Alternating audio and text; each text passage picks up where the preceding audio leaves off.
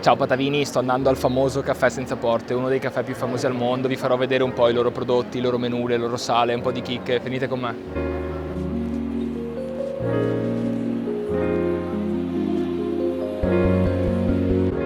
Iniziamo il nostro viaggio nella sala bianca del Caffè Pedrocchi. Vera, raccontaci. Allora, la sala bianca è fondamentale, come potete vedere dal foro dietro di noi, per una data importantissima per tutta la città di Padova. L'8 febbraio, infatti, del 1848, da dove prende il nome tutta questa via, il famoso listone, ci furono i moti asburgici e proprio quel giorno, quindi l'8 febbraio del 1848, uccisero uno studente. Inoltre, nel lato opposto della sala c'è un'altra targhetta fondamentale che rappresenta Stendhal. Infatti, nella sua Certosa di Parma cita il caffè Pedrocchi e tuttora noi facciamo lo zabaione Stendhal con la ricetta classica che hai assaggiato. Che ho assaggiato appunto ed è molto buono, quindi vi consiglio di venirlo a provare perché c'è anche i biscottini. Sì, buonissimo. Siamo arrivati nella sala rossa, che è la sala centrale del caffè. Esattamente, attraversiamo tutta la sala rossa perché è proprio il luogo centrale dove appunto tutte le persone si ritrovano e dove c'è soprattutto il banco storico, quindi è il punto di ritrovo di tutta la città. Siamo arrivati nella sala verde, famosissima sala verde, raccontaci un po', Vero. Allora, la sala verde principalmente è famosa perché Antonio Pedrocchi l'ha lasciata libera a tutti, quindi la cosa bella è che tuttora vogliamo mantenere questa cosa, quindi resterà libera per sempre e ospitiamo persone meno abbienti, studenti che vogliono venire a studiare, a leggere il giornale che offriamo.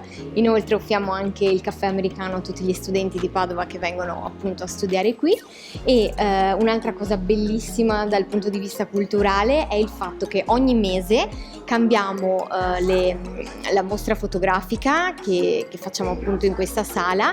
In questo caso però non è una mostra fotografica ma è una mostra di Renato Verzaro, che è un artista giovane che appunto adesso vive a Padova, che realizza tutto con disegni fatti a mano da lui. E che sono molto belli, devo dire. Stupendi, venite a visitarla, Esatto. Assolutamente, cambia ogni mese.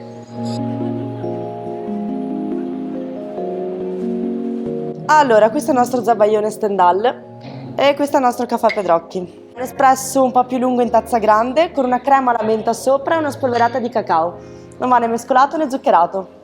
Patavini, sono al tavolo della sala rossa e sono arrivati tutti i dolci famosissimi del caffè, compreso appunto lo storico e omonimo caffè, torta Pedrocchi con mousse di caffè, mousse, panna e menta e glassa al cioccolato, il loro tiramisù, una cheesecake al pistacchio e il famoso zabaione Stendhal. Uova, marsala, zucchero come ricetta vuole con lingue di gatto. Alla vostra, adesso ve li racconto tutti.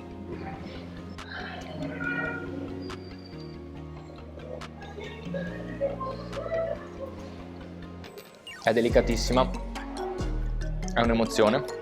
La mousse di panna e menta appunto non è troppo forte, però va a coronarsi con il resto degli strati degli ingredienti. È un'esperienza davvero particolare, è una torta unica, realmente dovete venire a provarla.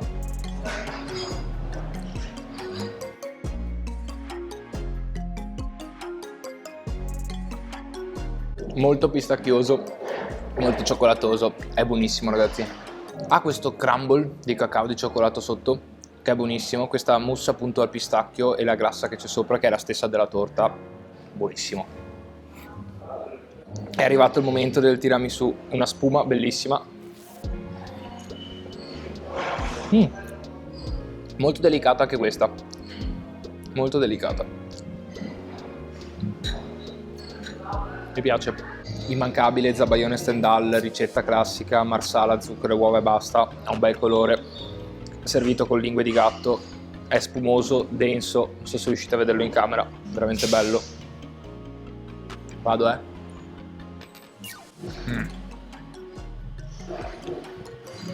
tanto buono ragazzi, io voglio provarlo con la lingua di gatto. Si sente il marsala, ha una bella densità, una bella corposità. È veramente buono, non saprei scegliere il preferito perché sicuramente la cheesecake al pistacchio mi ha stupito molto. La torta Pedrocchi resta il gran classico della casa ed è effettivamente molto buona e ben bilanciata. Questo zabaione anche molto elevato come dolce, come gusto, come consistenza, come sapore. Forse quello che mi ha colpito meno per particolarità è il tiramisù, che resta comunque molto buono e molto delicato. Guardate, bellissimo.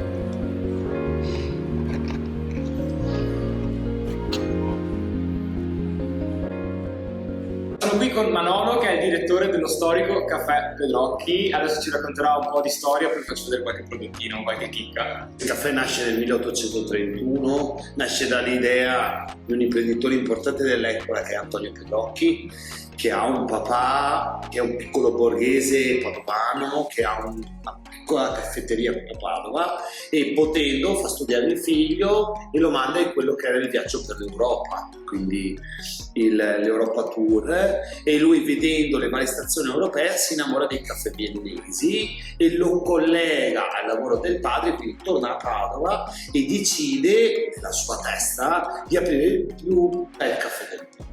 Quindi non era molto ambizioso. Esatto.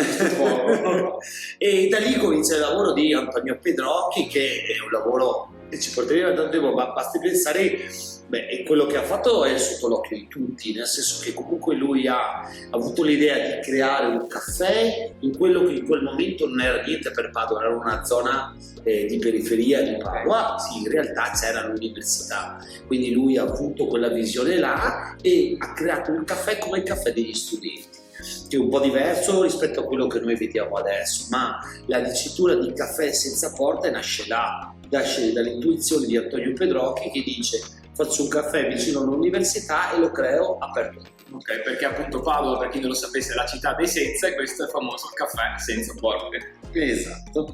E quindi lui apre questo caffè senza porte, che era più un luogo di ritrovo della padovanità, del vivere come si viveva in quel momento là, perché poi in realtà il caffè era già in piano nobile, quindi il caffè come lo vivremo oggi era il piano nobile, ed è anche la parte più importante del caffè, dove adesso abbiamo le sale Rossini, la sala egizia, quindi le sale del ricevimento, e poi è stato costruito il museo, e lui, non avendo figli, ha un braccio destro importante che si chiama Cappellato, che insieme a lui decidono di lasciare il caffè in eredità al comune di Padova. Questa cosa non la sapevo neanch'io ed è molto interessante. Altre cose da raccontare? E da lì comincia una storia pazzesca, perché il caffè viene gestito in proprio dal comune di Padova fino a circa la seconda guerra mondiale. Il caffè è aperto 24 ore al giorno, 7 giorni su 7, però poi i tempi cambiano. Entriamo 10 anni fa come società Fede Group, e te la nomino perché comunque è una parte importante del discorso, nel senso è quello che ci permette di essere qua. Sono voluti un paio di intuizioni, un qualcosa di riaprire un attimo il caffè alla città. Per me stiamo gestendo il più bel caffè in Italia, però poi è ovvio che sono gli altri che ci hanno nel dire un sacco di problemi, cioè è un caffè difficile da gestire, perché è un caffè che ha voluto sempre mantenere l'idea di essere aperto a tutti, quindi abbiamo la pasticceria e l'idea che chiunque possa venire e prendere €1,30 un espresso, e quindi l'idea di un caffè aperto. E poi invece di qua nelle sale storiche il cercare di dare un senso di esclusività, quindi comunque siamo un punto di ritrovo per la padovanità, e nell'idea di essere aperti a tutti anche un'idea di riuscire a creare un certo tipo di servizio. E sicuramente una delle cose che ancora ci caratterizza è noi siamo aperti 7 giorni su 7. C'è una certa costanza nel caffè, no? Tenere aperto 365 giorni all'anno ha comunque bisogno di un certo tipo di impegno. Bene, io ti ringrazio intanto e buona giornata. Grazie a te, buon lavoro. Grazie. Ciao.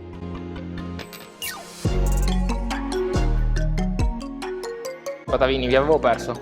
Sono in una terrazza, in una delle terrazze del caffè, appunto.